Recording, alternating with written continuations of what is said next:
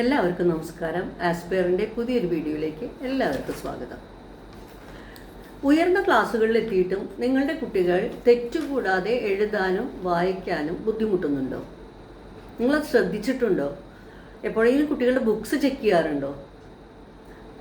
അതായത് പല കുട്ടികളും ഇന്ന് ഉയർന്ന ക്ലാസ്സുകളിൽ എത്തിയിട്ടും അവർക്ക് തെറ്റുകൂടാതെ എഴുതാനും വായിക്കാനും കിട്ടാറില്ല.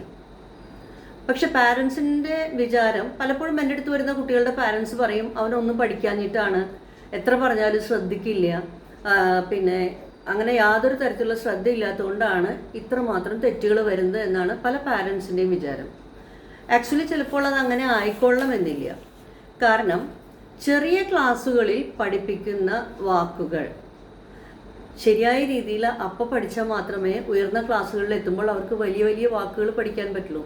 ഇപ്പോൾ ഫോർ എക്സാമ്പിൾ നമ്മളിപ്പോൾ LKG ക്ലാസ്സുകളിൽ ആൽഫബറ്റ്സ് പഠിച്ചു കഴിഞ്ഞാൽ പിന്നെ 3 ലെറ്റർ വേർഡ്സാണ് നോർമലി പഠിക്കുക. അങ്ങനെ UKG വന്നു, ഫസ്റ്റ് സ്റ്റാൻഡേർഡ്, സെക്കൻഡ് സ്റ്റാൻഡേർഡ് ഒക്കെ വരുന്ന സമയത്ത് പുതിയ പുതിയ വാക്കുകൾ അവർക്ക് പഠിക്കേണ്ടി വരും. വലിയ വലിയ വാക്കുകളും ഒരുവിധം വലിയ വാക്കുകളൊക്കെ അവർ പഠിക്കും.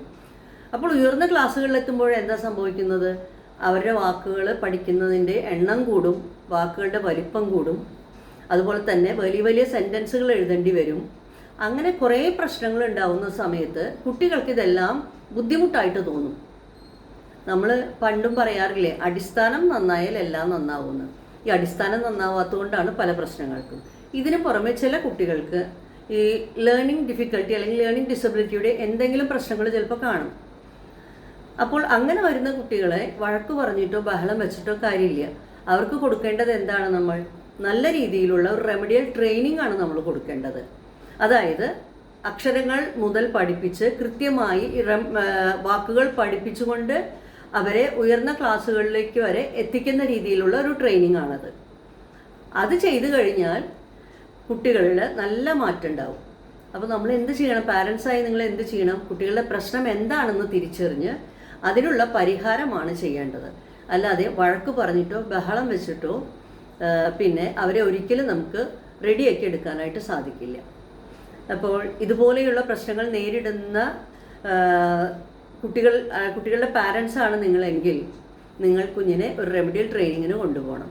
അതുപോലെ തന്നെ ഞാൻ ഈ പറഞ്ഞ വിഷയവുമായി ബന്ധപ്പെട്ട് ഉള്ള കാര്യങ്ങൾ അറിയുന്ന പാരൻസ് വല്ലവരും ഉണ്ടെങ്കിൽ അവർക്ക് നിങ്ങൾക്ക് ഈ വീഡിയോ ഷെയർ ചെയ്ത് കൊടുക്കാവുന്നതുമാണ്. ഓക്കെ, അപ്പോൾ ഇനി അടുത്തൊരു വീഡിയോയുമായി വീണ്ടും കാണാം.